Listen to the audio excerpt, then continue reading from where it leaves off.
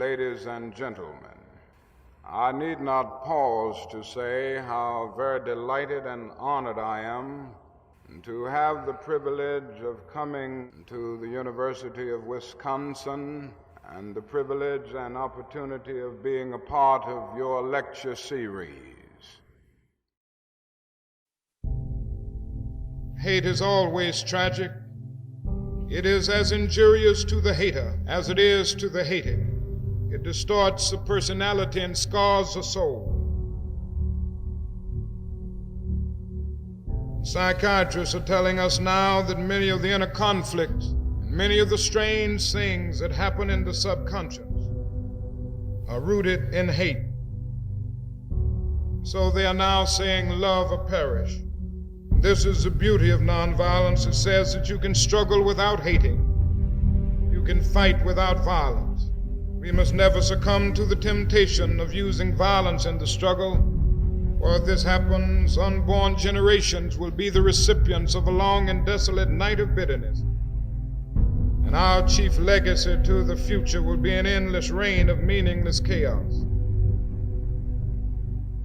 I feel that this way of nonviolence is vital because it is the only way to reestablish the broken community.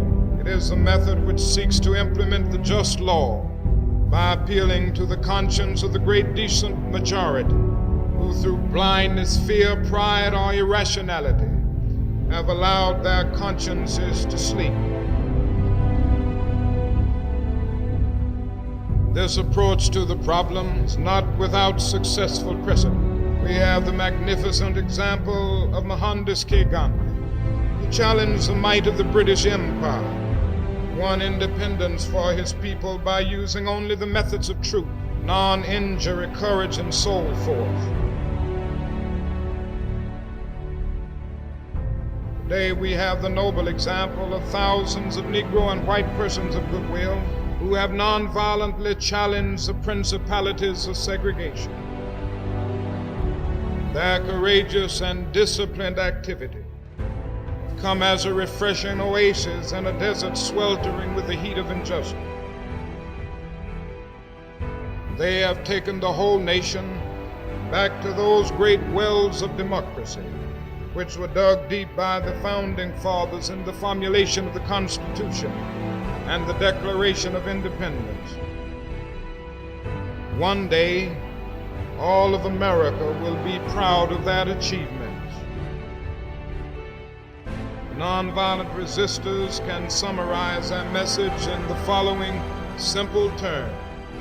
We can take direct action against injustice without waiting for other agencies to act. We will not obey unjust laws or submit to unjust practices. We will do this peacefully, openly, and cheerfully, because our aim is to persuade. We adopt the means of nonviolence because our end is a community at peace with itself. We will try to persuade with our words, but if our words fail, we will try to persuade with our acts. We will always be willing to talk and seek fair compromise. We are ready to suffer when necessary and even risk our lives to become witnesses to the truth as we see it. We have come to the day when a piece of freedom is not enough for us as human beings, nor for the nation of which we are part. We have been given pieces, but unlike bread, a slice of which does diminish hunger, a piece of liberty no longer suffices. Freedom is like life. You cannot be given life in installments. You cannot be given breath but not body, nor heart but no blood vessels. Freedom is one thing. It is indivisible. You have it all or you are not free. Our goal is freedom. I believe we will win it because the goal of America is freedom.